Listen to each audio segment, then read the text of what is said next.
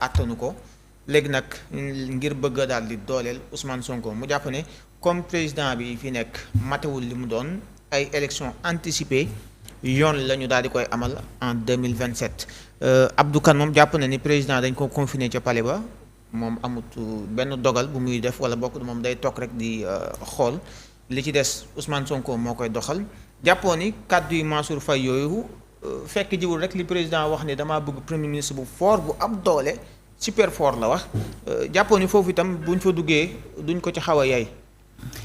waaw man dama jàpp ni déjà kàddu yi Mansour Faye yëkkati. xam nga Mansour Faye d'abord il faut le considérer comme un opposant politique bu jël xalimaam di wax jëmee ko ci ñoo xamante ni tey daf leen jàppee ay noon ci espace politique bi ba tey loolu la jàpp naa ne nag beneen yoon itam moo di. la nga xamante ni yëkkati na ko comme kàddu jëmale ko ci président de la république jàpp naa ni nekkul dara lu dul ñàkk a worma ak manque de respect vis-à-vis du président de la république et je m'explique xam nga bu fekkee ni dañoo war a organiser nee nañ dañu war a organiser ay élections anticipées bañul ba loolu mais ci fan nga koy teg c'est quoi le problème est-ce que xam nga lan mooy organiser ay élections anticipées yan critère mu la laaj ak lan mooy tax ñu war a jëm ci ay élections anticipées parce que président de la république génn na wax na ak askanam li mu wax yow gisuloo sa bopp nga ni nañu organiser élection anticipée parce que kii doy la yow benn nit tong y a combien de sénégalais yu nekk en faveur ak le président de la république ci li nga xamante ni wax na ko moo tax ma jàpp ni c'est une perception politique te jàpp naa ni képp ku ci ànd ak moom itam c'est parce que tout simplement da ngaa bokk ak moom ci jamono yi gis-gis mooy ànduloog tey ñi fi ne moo tax des fois il faut que ñu am une lecture beaucoup plus approfondie beaucoup plus objective par rapport ak réalité politique bi ñuy gis ñu dépasser loolu le président de la république génn na wax na ak presse bi ci li mu wax am na contenu bi lii neex na la wala neexu la mais mën nga si joxe say appréciation mais dem ba naan nañu organiser ba ñu sax ba organiser ay élections anticipées nga ni le président de la république dañ ko confiner palais président de la république am na ñu ma dégg sax ñu ne président de la république kon léegi lan mooy njëriñam lan lay liggéey. mais il faut rappeler certaines choses gis nga le président de la république. le président de la république je l'ai dit 3 fois liggéeyam sax warut a bari. pourquoi te ñu fal ko. waaw je m'explique war a doxal. je m'explique. c'est là où le débat est intéressant xam nga nag foofu il faut nga dem de manière approfondie ci benn dimension intellectuelle pour nga mën a dégg loolu. le président de la république dañu ko fal ay sénégalais ñoo ko fal waaye président de la république lan mooy ay mission foofu lañ war a pointer le curseur bi foofu lañ ko war a pointer lan mooy les missions fondamentales du président de la république est-ce que le président de la république dafa war a assumer une responsabilité politique non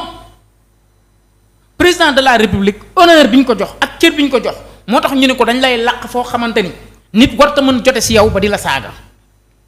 dinañ la làq foo xamante ni texte yi foo xamante ni nit warta mën a jote ci yow ba di la wax ju tegginewut xam nga mooy la mooy texte yi dañu ni le président de la république wax naa la ko keroog jouit d'une irresponsabilité politique léegi responsabilité politique bi kon kan moo ko war a assumer bu fekkee le président de la république jouit d'une irresponsabilité politique que nous a légué la monarchie parlementaire de 1881 kon kan moo war a assumer cette responsabilité politique là président de la république xam nga lan mooy rôle am il dafa war a def en sorte ba que les relations diplomatiques maanaam suñu réew yi nga xamante ni dañoo dendandoog ñoom di deflanteeg ñoom di jëflanteeg moom sur le plan diplomatique mu fexe ba loola gën di ñoy président dafa war di tukki di assurer les relations diplomatiques pour ñuy nekk ci jàmm ak suñu réew yi nga xamante ni dañoo séq ak ñoom adduna bi benn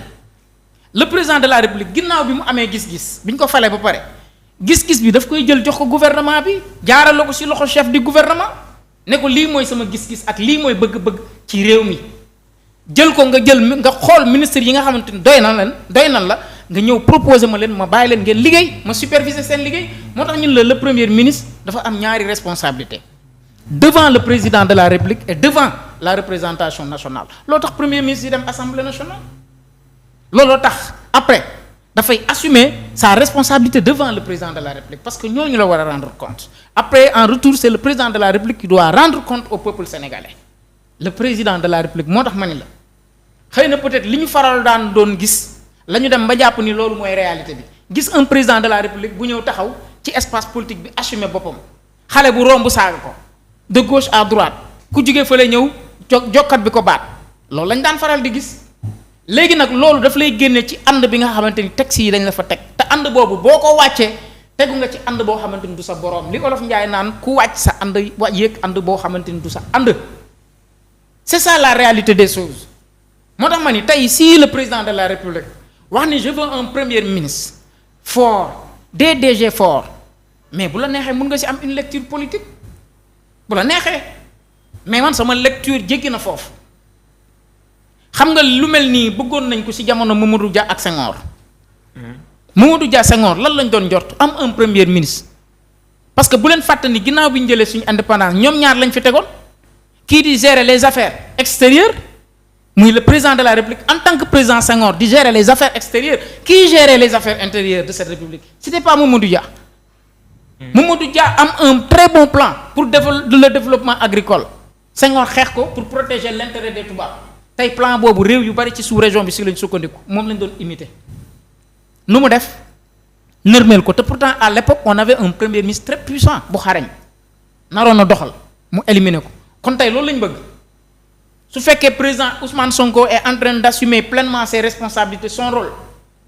président gis ci boppam ñu ni na damm tànk yi moom président de la République léegi mu ñëw assumer ba teg boppam loo xamante ni yoonam nekku si bu fekkee loolu lañ bëgg xayra d'accord bu fekkee loolu lañ bëgg man nag damay leeral rek waaw te li may leeral itam yëpp aussi dafa am fu mu koy teg ci ay arguments yi ma koy teg moo tax ma ni la des fois il faut que ñu dépasser des perceptions politiques xam ne réew mi ñun ñëpp ñoo ko bokk donte nag le président a fait un discours jàkkaarloo naag presse bi wax am na loo xamante ni man mii ànduma si am na loo xamante ni li mu wax noonu si li ma la rappelé lépp ànd naa si loolu mais am na loo xamante ni mën naa si bañ a àndu li mu dugg ci justice bi li mu wax ci nangam yooyu peut-être mën naa si bañ a ànd xam ni ay na xëy na peut-être am na yoo xam ne du woon ressortam mën na ci sax bañ a xuus bay dem loolu la mais dama ne li nga ma laaj nii. man je suis en phase avec le président de la République ci gis-gis boobu nga xamante ni am na ko ci président de la République ak gis-gis bi nga xamante ni aujourd'hui Mansour Faye wax na ko Mansour je le considère comme un opposant politique il est dans son rôle d'opposant il est en train d'assumer su ko neexee sax mu ne président de la République def fi dara nangam ak nangam. mais ci nguur la bokkoon te dafay sukkandiku ci ay textes yenn saa yu ñu bind conseil constitutionnel ak suñu constitution bi am na loo xam ne da koo def ñuy wax ne article 50 bi waxuñu li président bëgg a def waxuñu ko donc bu bëggee na dem mu réformer waat yëf yi. maanaam ni mu bëgg a doolelee premier ministre bi nekkul lu ko constitution bi may. waaw léegi xam nga loolu xam nga français la ñuy wax. waaw te français le président wax su ma juumul lan la wax est-ce que dañuy j'ai un premier ministre fort. je veux la wax. waaw je veux c'est des perspectives. ça veut dire mën na koo def. waaw mën na ne ay perspectives la yoo xam ne amaana bu ñu ci tollee mën na def laaj ay réformes. mais dañu gis ne déjà mu ngi commencé installé wu parce que président moom dafa effacé wu comme ni ko may mën a Ndour Faye waxee ne moom daanaka dafa am temps bu bare. si lu factuel. waaw c'est juste une petite question si lu factuel. waaw lan ngeen gis lu premier ministre di def te ngeen ne lii président moo ko waroon def si lu factuel lu nit mën a teg bët. ñu si bëri. ay si président dañ ko confiner palais premier ministre mooy décider. mooy def nangam mais si lu factuel. lan lañ mën a teg loxo ne lii Ousmane Sonko def nii rôle président la woon président ko waroon a def c'est juste une petite question ah. peut-être nag je peux me tromper parce que man toujours loolu laay wax je peux me tromper de bonne foi parce que duñu yàlla duñu yonent duñu ay malade ñun ñëpp suñu xanaa analyse yi ñuy jox ay analyse la yoo xamante ni si suñu capacité ak suñu niveau rek lay dépendre. man c'est ce que j'ai dit man lii laa wax man. d'accord waaw xaw ma nag man loolu may laajaat mais man loolu laa wax man. c'est important Abdou daam loo ci yokk bien. waaw Serigne de bëggoon naa ko laaj maanaam li muy laaj. Le fait que président jël décret nommé Samba Ndiaye ba tey jëlul fonction loolu moom ci lan la koy dugal. waaw xam nga